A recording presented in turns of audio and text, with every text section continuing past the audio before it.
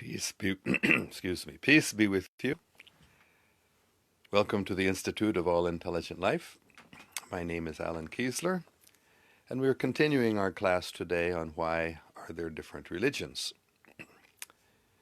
Yesterday we spoke about love and prayer as the most important teachings in all or practically all religions, and that this fact makes it all the more important that we understand that love is so essential and that prayer is so important. So the common factors in different religions, which in other ways may be very different from each other, that further reveals how important those things are. So yesterday we stressed love, forgiveness, kindness. Today I want to talk a little bit about justice, which in some ways may seem to be even the opposite, because love entails forgiveness, and justice requires enforcing law and enforcing punishment for deeds that require it. Why do some actions, sinful actions, we could say, require punishment? A lot of people actually don't like the idea that God punishes.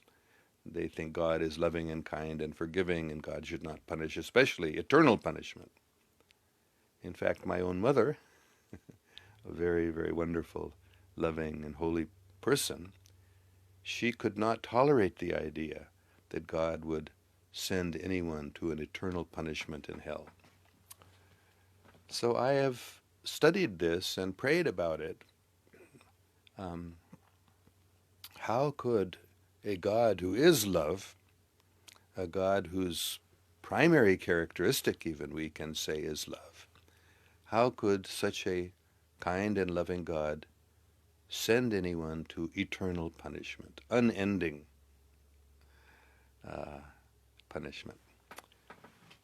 So, well, I really have prayed about this and thought about this a lot, especially since my mother told me she found that idea unbearable.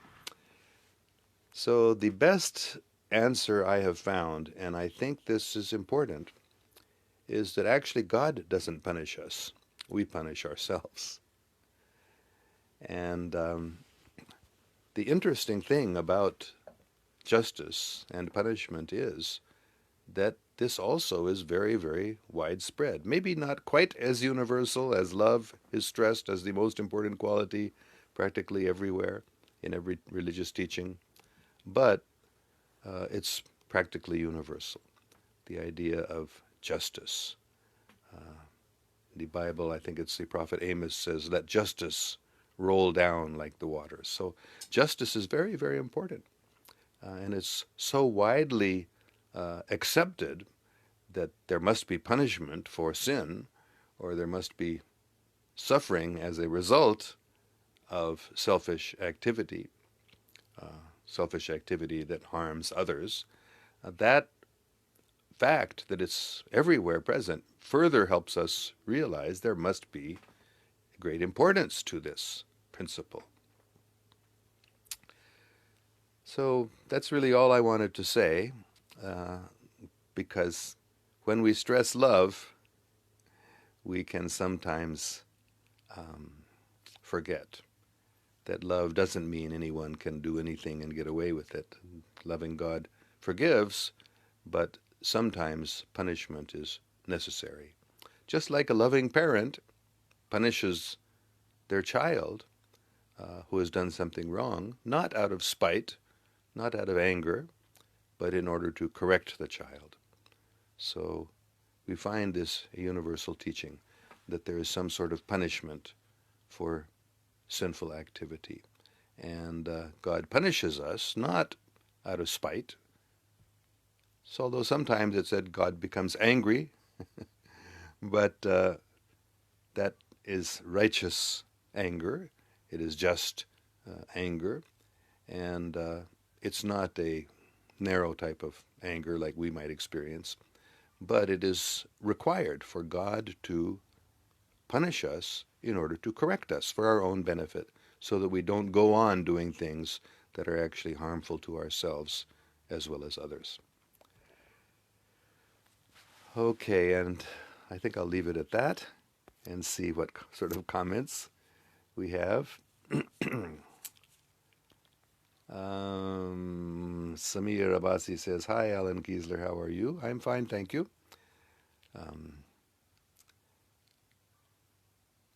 I do have a little bit of a cold, but don't worry, it's not COVID. It's just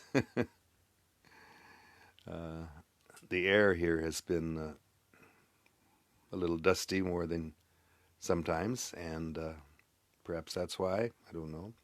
And of course, the temperature is colder than it's been before.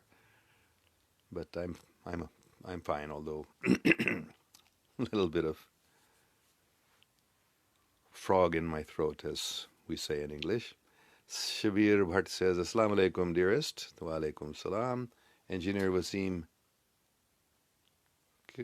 Kartuk, is it? Says, "Sir, please tell me, in your opinion, how is the image of Pakistan?" Oh, very wonderful question. I love talking about Pakistan. By image of Pakistan, I'm not sure if you mean how people in America think about Pakistan, or what exactly you mean by the image of Pakistan. How do people think about it? Or it can also mean something very different, not only what other people think about it, but what I think about it, or what God thinks about it. Or So first I'll answer what I think you mainly meant was, how do people from outside of Pakistan, especially in America, think about Pakistan?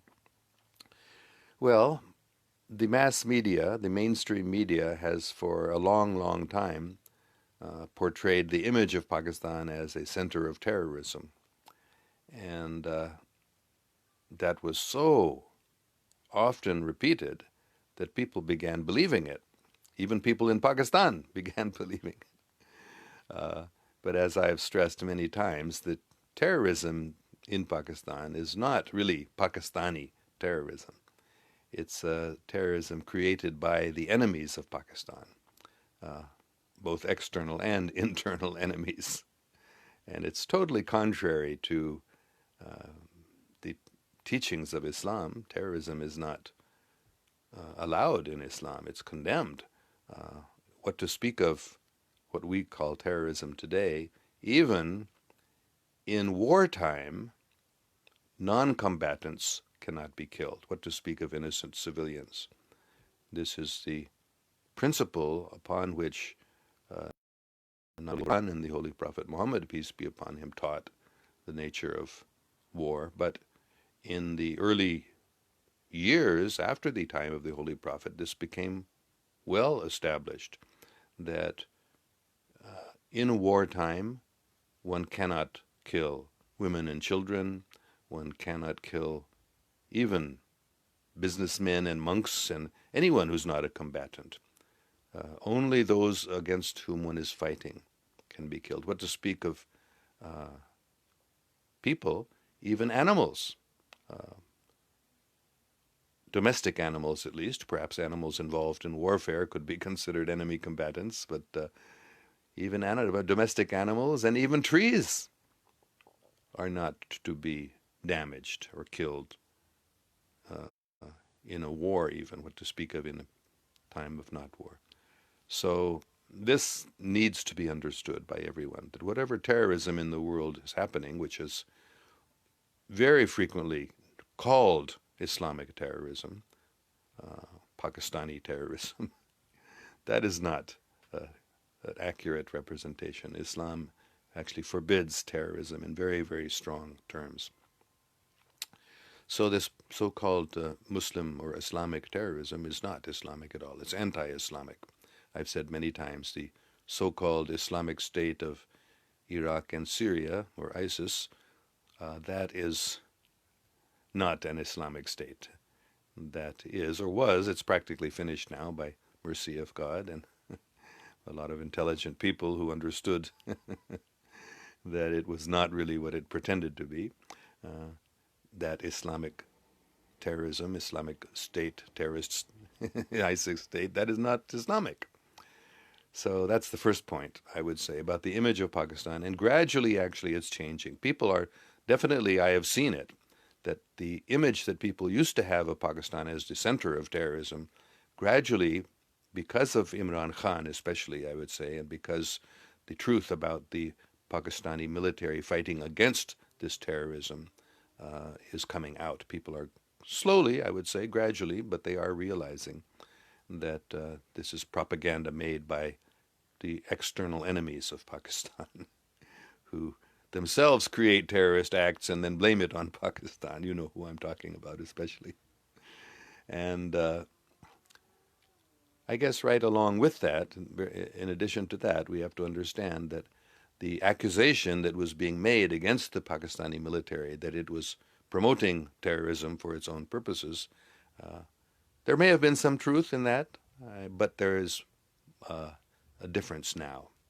As far as I can tell, the leaders in the Pakistani military, they are realizing, or they have realized, that the position that Imran Khan has taken on this regard, that no, we will not support any sort of terrorist activity, even for what may appear to be a beneficial purpose for Pakistan.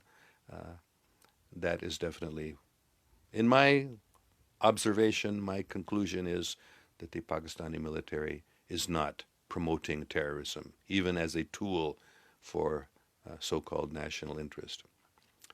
So I think people are, of course, it's a struggle going on. I'm not saying that everyone agrees with me, but and there is certainly a struggle going on in Pakistan and outside of Pakistan also.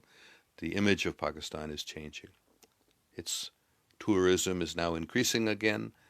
More and more people are coming to understand the nature of this terrorism that is happening in Pakistan is foreign primarily.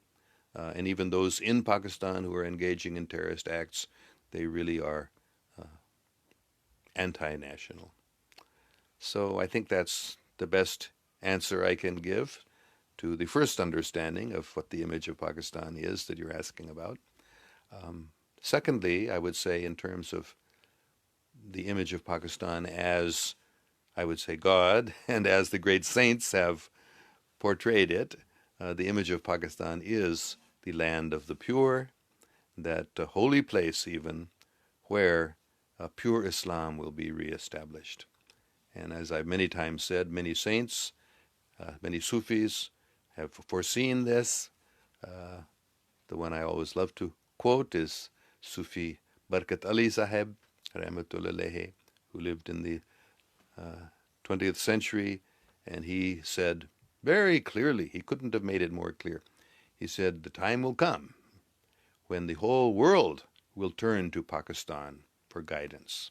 The United Nations, he specifically said, would make its decisions depending on Pakistan's ha or na. If Pakistan yes or no, do this or do this, the United Nations will follow the guidance of Pakistan. So this is my firm conviction that this will happen. Sufi Barkat Ali Sahib himself said, come and spit on my grave if this doesn't happen. So he was sure this would happen. So this is my image of Pakistan, and many other, not only Sufi Barkat Ali Sahib, Rahmatullah, but so many saints for centuries. And even it is said, there is one hadith which is maybe not in the standard collections, but I accept it. And I think Wali Delvi, I think was I can't remember the name right now, of the saint who confirmed that this was a genuine saying of the Holy Prophet. He said, peace be upon him, the Holy Prophet said, I am an Arab, but Arabia is not in me. I am not a Hindi from Hind, which Hind means, at that time there was no name Pakistan, of course, but Hind literally means Indus, the Indus River. So Hind really meant at that time the land along the Indus River. So usually now we think Hind means India, but Hind actually means the land along the Indus River, or the Hindus or Sindhu River. So the Holy Prophet said, I am not from Pakistan, I am not from Hind, but Hind or Pakistan is in me, in my heart, we can say.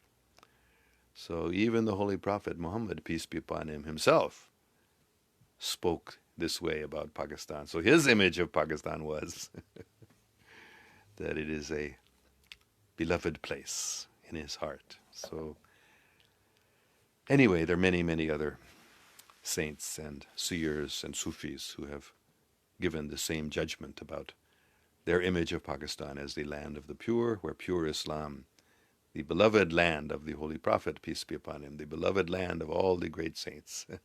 Pakistan is not an ordinary place. So that's my image of Pakistan. So I'm not sure what you meant by image of Pakistan, but that is two different answers. Ali Arman says, I want to hug you, sir. Okay. Sorry, because of COVID, you may not be able to come here to hug me, but otherwise. Shabir Bhatt says, when you say 2021 is going to be difficult, please elaborate and our duties in such times. Okay, thank you very much. Well, of course, I don't understand very much about this. It was not my statement. I was told this. But what I understand is that there is going to be an increasing confrontation of the forces of good and the forces of evil.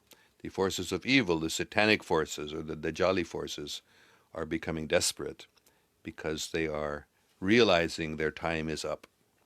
So they are going to try to do everything they can to accomplish their goal, which they had a goal, and actually they specifically had the year 2000 as the time by which they wanted to have established their satanic one world order.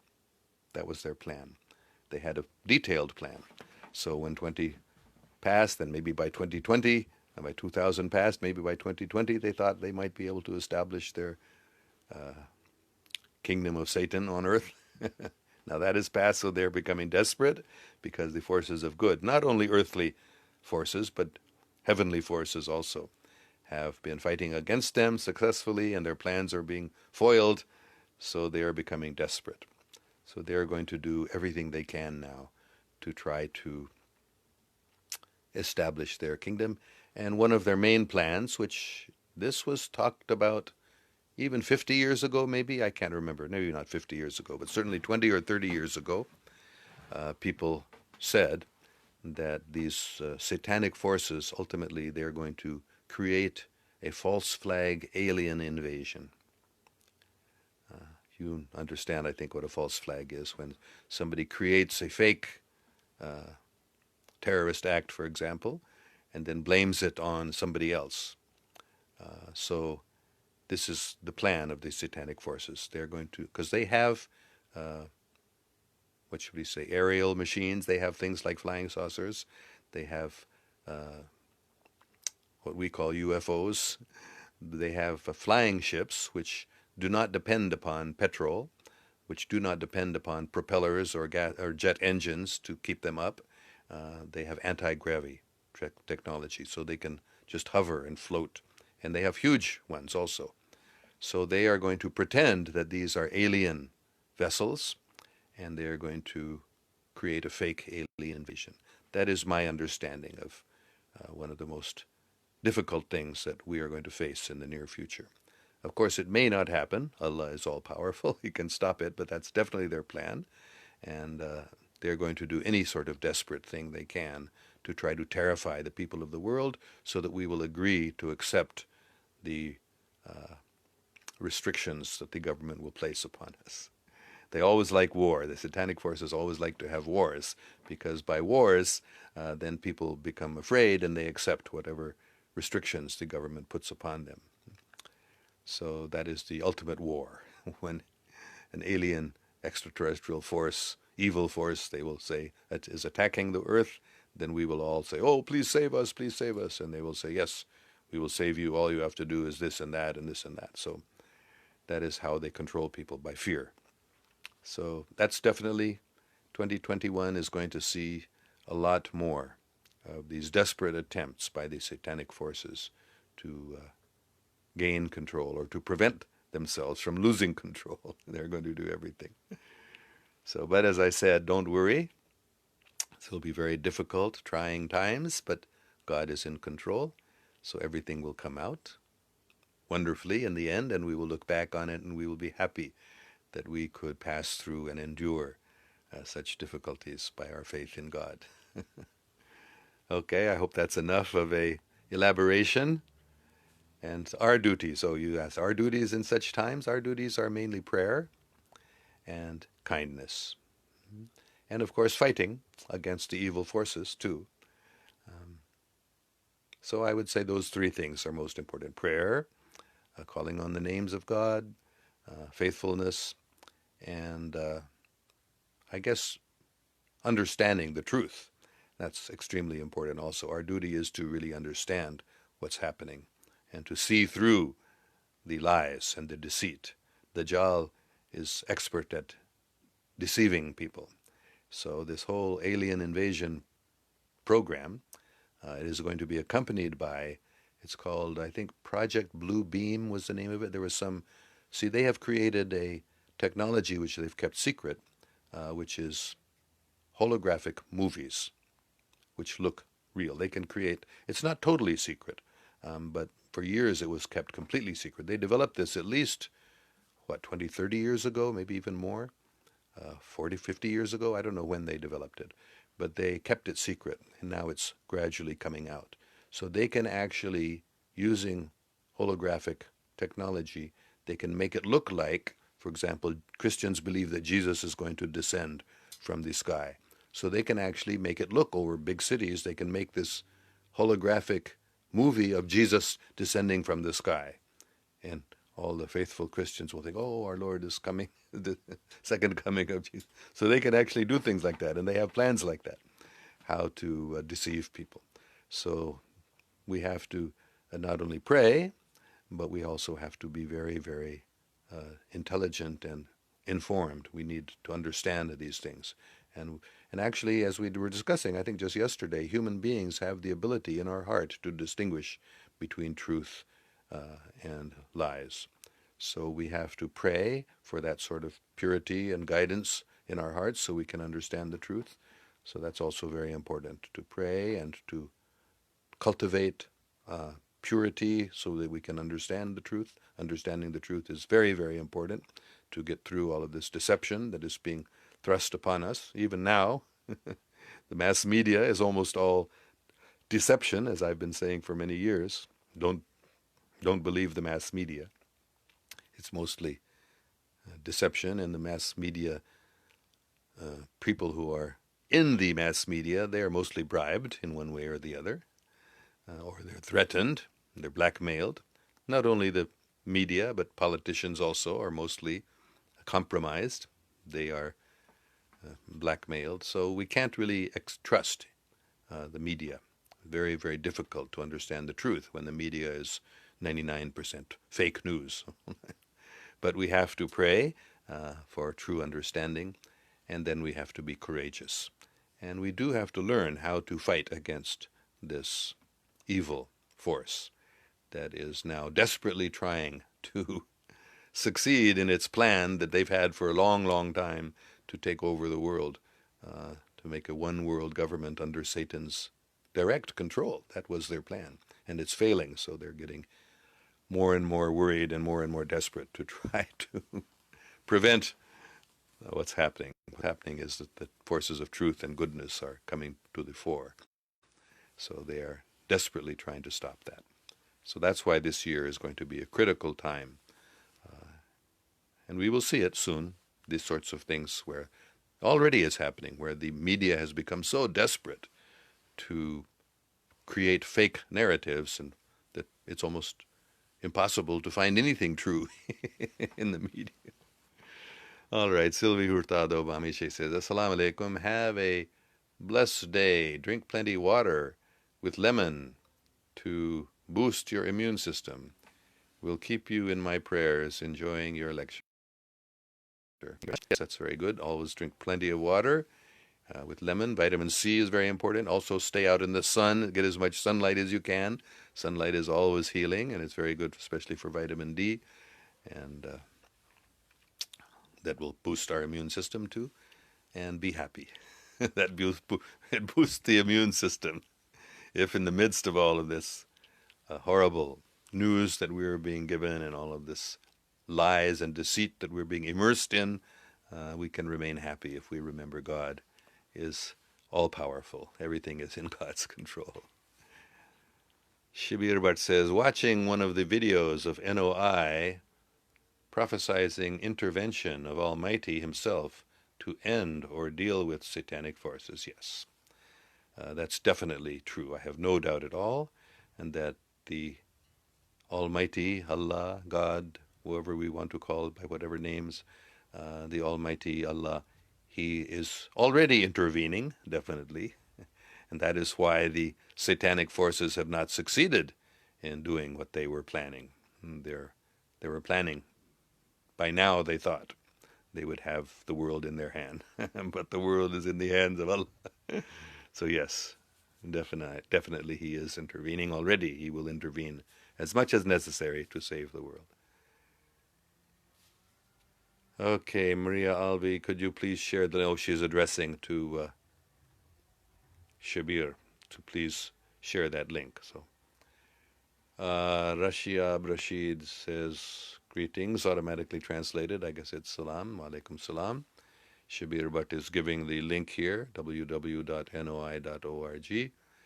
Hamad Ayub says, any examples of the satanic forces around whom we may consider as satanic or not? The satanic forces, well, they're everywhere. Educational systems around the world are mostly under control of satanic forces. Most of what we are taught in schools and colleges, especially in universities, that's one place where the satanic forces are around in how we learn things in educational systems. Another huge satanic force is in the medical systems, especially these allopathic, they call them, drugs. Pharmaceutical companies are a huge satanic force that are making people sick, pretending that they're making people well. There are so many natural, indigenous systems of medicine that are very good. So we are being told that they're useless or bad, whether it is Unani system or Chinese, indigenous Chinese medical system is extremely powerful. Not only herbs, but acupuncture, and there are subtle channels in the body which are much more important, really, than the physical body. So the real way to retain health is by keeping the subtle body in balance. So the medical systems don't tell us anything at all about that. So another big satanic force is politics. Almost all, as I've said many, many times, almost all the governments in the world are ruled by satanic forces. And the leaders are under the control of persons who are extremely wealthy, who bribe them to get what they want, and most of the leaders of the world have accepted those bribes. A few have not, and when they don't accept the bribes, then they threaten them and pour money into, if it's a democratic system, they pour money into the opposition to win the election, or they rig the votes, and the other tactic they use is assassination. If they can't bribe somebody or can't get the country itself to throw them out, then they assassinate them. So, of course, the CIA has been most important. I should be very careful how I speak, but that's a fact, and that the not only American, but there are other countries that have their intelligence agencies that are very, very satanic and have done all sorts of evil things like assassinations and overthrowing governments.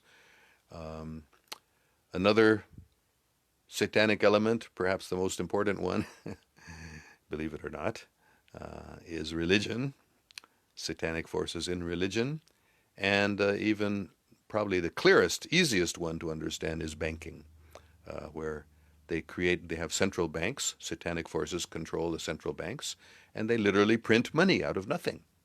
The central banks, they print the money and they hand it out to people, and we don't realize that they're stealing from us. The money that they print is actually just being stolen from us. They used to have to use gold, and then they removed gold and they made paper money. They used to have gold backing for the paper money. Now they've removed that. So all these governments are simply not the governments. It's really the banks, which are pretend to be government banks, but they're really controlled by private bankers. So they are printing the money, and that way it's a fake. It's a whole fake system. But we are been fooled by that satanic system of money. So there's so many other things, but practically everything in the world, the powerful institutions in the world, are mostly satanic, and they may have been good at some point, but they have been infiltrated and taken over by satanic forces. So it's very difficult to see our way through all of this when practically everything we've been taught in our schools and even in our religious teachings, there's very, very fundamental, I think there are fundamental choices that were made at some point. Just like in so many religious teachings now, although we teach love, we actually practice that. I don't know how far I should go in this, but most people believe my religion is right, the other religions are wrong, everyone should join my religion, then they'll be good. That is actually a satanic teaching. That is not the teaching of God. It is not the teaching of the Holy Quran. It's not the teaching of any religion. But most religions, especially the biggest religions like Christianity and Islam, this had become, I should say, because it's changing. But I remember when I was a child, my parents were Christian missionaries. They were unusual. They didn't have this belief. But most of the Christian missionaries, and certainly the generation before, 100 years ago, Christians almost universally believed that everyone must become a Christian, otherwise they'll go to hell. And there's still many Christians who believe that, but it's changing quite fast. So that's actually a satanic power within religion. And I won't go into any more. I think that's plenty of examples of satanic forces around whom we may consider as satanic or not. Shabir Bhatt says, most of the population in the world are under the influence of satanic forces through their instrument media, yes. Your reach and reach not seems too little, though Almighty knows it all, and I hope no one is left alone. Almighty is so very individualistic and so very wholesome. Beautiful statement. Thank you very much. Yes, the whole world is under the control, not total control, but certainly under the influence of satanic forces through media and through so many institutions that they have totally infiltrated and practically taken over. So that's a beautiful, I love your statement. I hope no one is left alone. Almighty is so very individualistic and so very wholesome. Very beautiful statement. Thank you so much. Yes, God is with each one of us individually. He's with us all. And He gives us guidance as we really want it. And if we want truth and we want guidance, God will give us true guidance. And if we have some other motives, we'd rather not be so truthful, but rather get something for ourselves in a selfish way, then we may be deceived by other selfish forces. So better to just pray and be kind and loving and really desire what is best for everyone, not just for ourselves. That will be our shield against these satanic forces. Okay, Rashiab Rashid says, I'm a medical doctor. Do you really believe that herbal or homeopathy is better than allopathic way of treatment? Not only I believe it, but I've practiced it myself. I can give some specific examples because I was in Pakistan, when was it, about 5 years ago? And I had, even when I was in America, I was having pain in my groin. And I went to more than one doctor here. and they diagnosed this or that. And then I went to Pakistan, and I went to a homeopathic doctor, and he did an MRI, and then he found that the cause of my problem was a swollen prostate, and he gave me some herbal medicine, and within a few days it was okay, after it had been weeks, even months of considerable pain. So I've had personal experience. I don't use allopathic medicine anymore as much as I can. So occasionally you have to, but I use homeopathy, I use herbal treatments, and especially diet. Just a good diet keeps us healthy, then we won't fall prey to diseases generally.